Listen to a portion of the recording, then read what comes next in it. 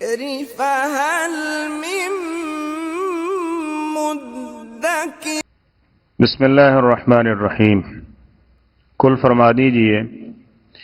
لن ينفعکم الفرار، تمہیں کچھ فائدہ نہیں دے گا جنگ سے بھاگنا، ان فررتم من الموت، اگر تم موت سے دوڑو گے بھی، او القتل، یا قتل ہونے کے ڈر سے،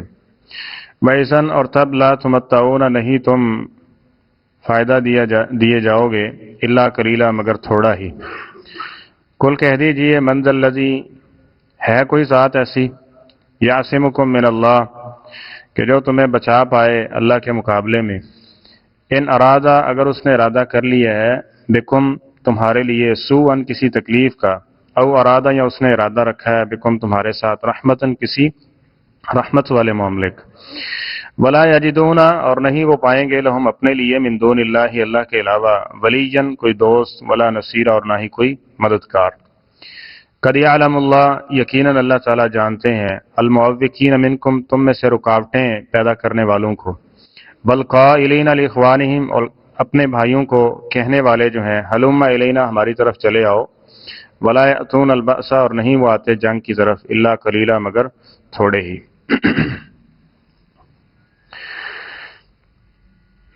غزوہ احزاب کے اس خندق کے موقع پر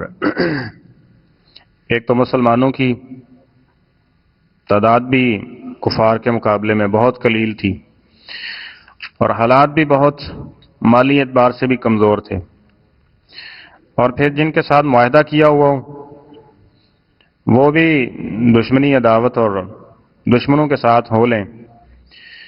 تو یہ ایک بہت بڑی پریشانی کا باعث تھا، جس کا پیچھے ہم ذکر پڑھ چکے ہیں کہ پریشانی ایسی تھی کہ آنکھیں پتھرا رہی تھیں اور دل ہنسلیوں کو آ رہے تھے، یعنی سمجھ نہیں آ رہا تھا کہ کیا بننے والا ہے، اور منافقین ان حالات میں اپنے قدموں پہ بوجھ نہ دے سکے اور کہا کہ واپس چلتے ہیں۔ تو فرمایا پیغمبر علیہ السلام ان کو کہو، لن ينفعکم الفرار ان فررتم من الموت بالقتل، تمہیں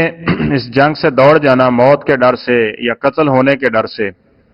یہ تمہیں کچھ بھی فائدہ نہیں دے سکے گا۔ وَإِذًا لَّا تُمَتَّعُونَ إِلَّا قَلِيلًا،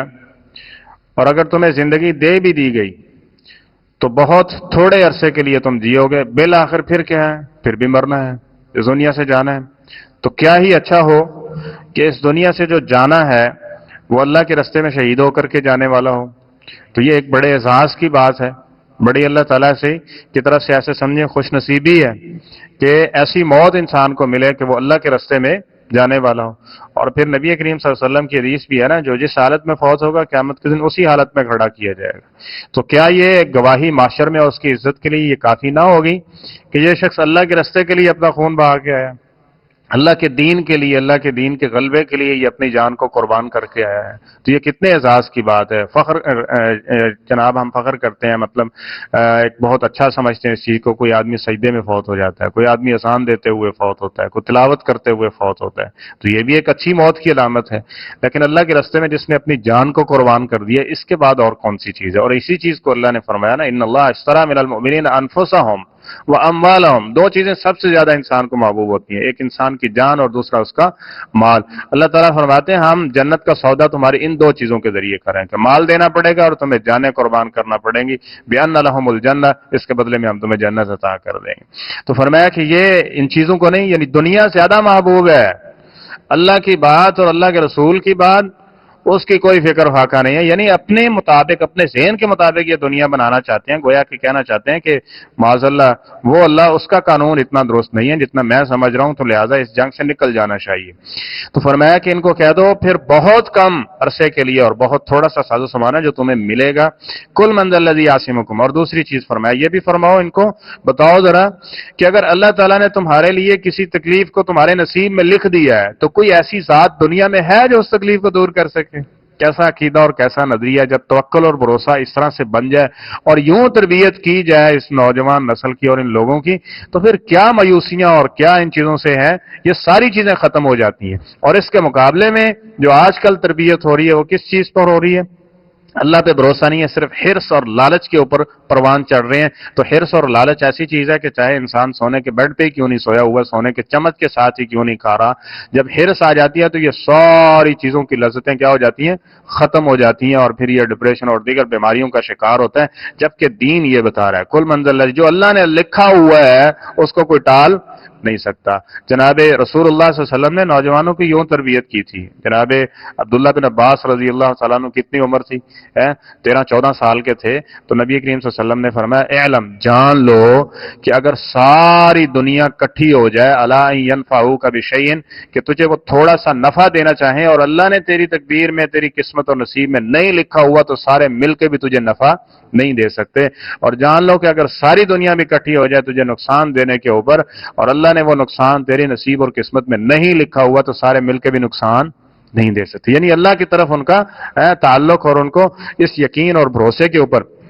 اور یہ چیزیں یہ دین سکھاتے ہیں۔ تو فرمایا کون ہے کہ جو تمہیں بچا سکتا ہو، ان اراد بکم سوءا او اراد بکم رحمہ، لیکن افسوس نہیں ہے پھر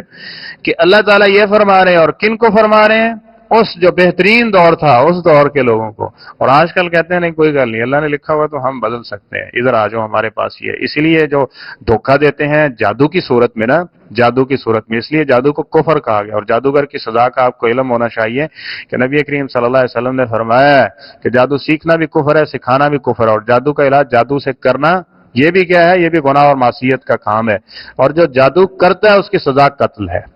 اس کو قتل کیا جائے گا، یہ فساد فی الارض کا مرتکب ہوتا ہے، ٹھیک ہے، یہ گھنونے وار کرتا ہے۔ اس لیے کہا کہ جادوگر کی سزا کیا، اور اگر اس صورت میں کوئی کر بھی دیتا ہے ایسے معاملات تو ایمان کا تو گیا نا،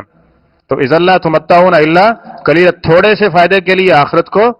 اپنے سے دور کر دیا اور تباہی اور بربادی کی طرف یہ شخص چلا گیا۔ تو فرمایا ولا یجدون لهم، چلو یہاں پہ اس کو کچھ نہ کچھ ہو گیا جی، بچ گیا جی، وقتی طور پہ کوئی تکلیف سے، کسی زخم کھانے سے محفوظ رہ گیا، اور اس نے مال و دولت یہ سنبھال کے رکھ لیا، بالآخر پھر ہوگا کیا ہوگا پھر، ولا یجدون لهم من دون اللہ ولیا ولا نصیرا، ایک وقت تو آنا ہے کہ جب سارے بھی تمہارے قریب، ایک یہ ہے کہ دشمن کے نرغے میں آ کے تم اس دنیا سے جاؤ، ایک یہ ہے کہ تم اپنے سارے محبوبوں کے نرغے میں ہو، ماں باپ بہن بھائی عزیز و اقارب جو تمہارے اوپر جانے نشاور کرنے والے ہوں، ہم نے اٹھانا ہوگا تو وہاں سے ہی اٹھا کے تمہیں لے جائیں گے تمہیں، اور پھر اس وقت کیا ہوگا، ولا یجدون لهم من دون اللہ ولیا ولا نصیرا، پھر اللہ کے علاوہ نہ کوئی دوست نظر آئے گا اور نہ ہی کوئی مددگار نظر آئے گا۔ اگر بندہ اس فلسفے کو دنیا میں سمجھ لے تو معاملات بہتر ہوتے ہیں کہ نہیں ہوتے؟ یہ سارے معاملات انسان کے بہتر ہونے کی طرف جائیں گے، اور انسان اپنے آپ کو جب اللہ کے علاوہ ہمارا کوئی مددگار ہی نہیں ہے تو پھر اس کی نافرمانی کیوں، اس کی اطاعت کریں گے، اس کی بات مانیں گے۔ جب حقیقی دوست اس کے علاوہ اللہ سے زیادہ کوئی اور ہو نہیں سکتا تو پھر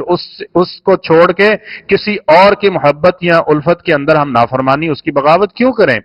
تو فرمایا کہ وہاں کوئی ایسا نہیں ہوگا، اور وہاں وہی ہوگا جس نے اس کے ساتھ دوستی کی ہے اور اس سے مدد مانگی ہے، وہ کامیاب ہونے والا ہوگا۔ تو فرمایا قد یعلم اللہ المعوقین منکم، بڑے بڑے وسوسے ڈالنے والے اللہ تعالیٰ فرماتے ہیں ہم سب ان لوگوں کو جانتے ہیں جو رکاوٹیں ڈالتے ہیں، والقائلین لاخوانہم ہلم الینا، بجائے اس کے کہ وہ ان کو ہمت اور حوصلہ بڑھائیں، ان کو کیا کرتے ہیں، نبی کریم صلی اللہ علیہ وسلم سے دور کرنے کی کوشش کرتے ہیں، ان کے حوصلوں کو پست کرتے ہیں۔ ولا یأتون البأس الا قلیلا، جنگ لڑنا تو ان کا مقصد ہی نہیں ہوتا۔ بدر میں کیا کیا، احد میں کیا کیا، اور اس کے بعد پھر احزاب کے موقع پہ کیا کر رہے تھے، یہ تو ان کا مقصد ان کو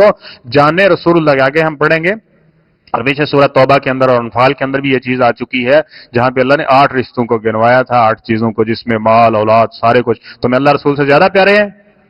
اللہ رسول سے زیادہ محبوب ہو گئے ہیں تمہیں ان چیزوں کی بدولت پہ۔ تو یہ جو جب ایمان یا ایسے سمجھے اللہ تعالیٰ کی طرف انسان کا تعلق مضبوط ہونا شروع ہوتا ہے نا، تو ان چیزوں کی حیثیت کم اور اللہ رسول کی حیثیت بڑھتی جاتی ہے، اور پھر جب ادھر سے کم ہوتا جاتا ہے، جس طرح کہ آگے بھی کچھ بات آئے گی، پھر چھوٹی چھوٹی چیزوں کے اوپر انسان کیا ہوتا ہے، وہ ایمان کو، دین کو یا شریعت کے مسئلے کو پیچھے پھینک دیتا ہے۔ اللہ تعالیٰ ہمیں